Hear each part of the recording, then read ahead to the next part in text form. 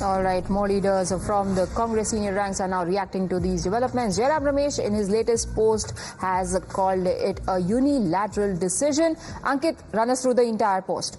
It's a fairly procedural, Priya. Jairam Ramesh writes, according to the Lok Sabha website, the Parliament's Committee on Portraits and Statues last met on December 18, 2018. It was not even reconstituted during the 17th Lok Sabha, that is from 2019 to 2024, which also functioned for the first time without the constitutional post of a deputy speaker.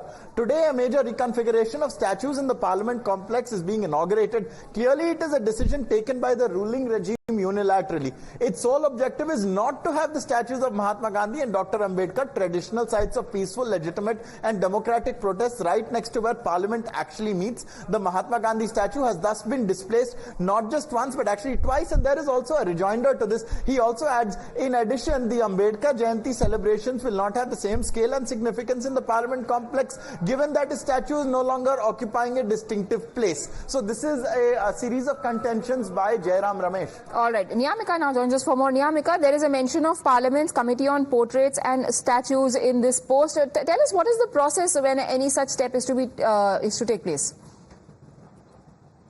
Well, the opposition is questioning that before taking this decision, no consultation was being done on the part of the Parliamentary Committee on Portraits and Statues. As for that reason, now it is the Congress General Secretary who has mentioned that according to the Lok Sabha website, the last meeting that had taken place of the Parliamentary Committee was on December 18th on 2018. So that is the question which the opposition parties are continuously making, as many of the leaders have come out and they have said that even the Government of India didn't follow the parliamentary norms. No consultation was being done before the relocation of all these statues of Mahatma Gandhi as well as Baba Sahib Ambedkar, and for that reason now the tweet which Jairam Ramesh has made, he has said that it is the sole objective of the Government of India to take this step is not to have these statues of Mahatma Gandhi and Dr. Ambedkar at the traditional sites, just because they don't want the opposition parties to protest at that particular site. As this question was also being asked to the Lok Sabha Speaker Om Birla, as he held a press conference today in which he has mentioned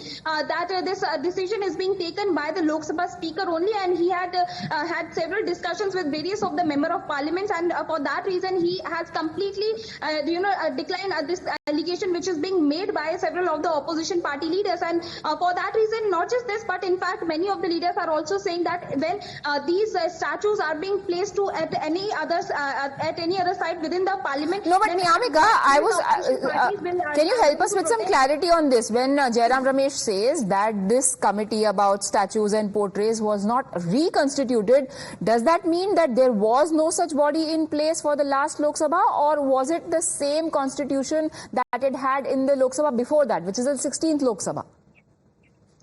Well, Jairam Ramesh has made this clear in his tweet, as he has mentioned that the last meeting that had taken place of this parliamentary committee was in 2018, and he has also mentioned that it is not even reconstituted during the 17th Lok Sabha, which was from 2019 to 2024, which also functioned for the very first time without the constitutional post of deputy speaker. So that is the question which the opposition parties are making. This is a remark being made by the Congress General Secretary Jairam Ramesh, in which he has said that no consultation was being done with the other opposition parties while making this kind of a decision. All right, so this is the latest attack that is coming in a series of allegations that all allege political deception on the part of the government. But when it comes to the opposition, there is historical precedent to suggest that this is nothing surprising in this reaction. Just over the last 5 years, there have been high-profile cases of politics over such changes and facelifts. In 2019, the flame at Amar Jawan Jyoti at India Gate was merged with the National War Memorial.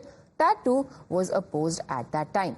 The next year, the Jallianwala Bagh Memorial was given a facelift, which Rahul Gandhi claimed was an insult to the martyrs. This happened in the year after that. In 2022, the iconic Rajpath was given an overhaul despite much opposition to the larger Central Vista project.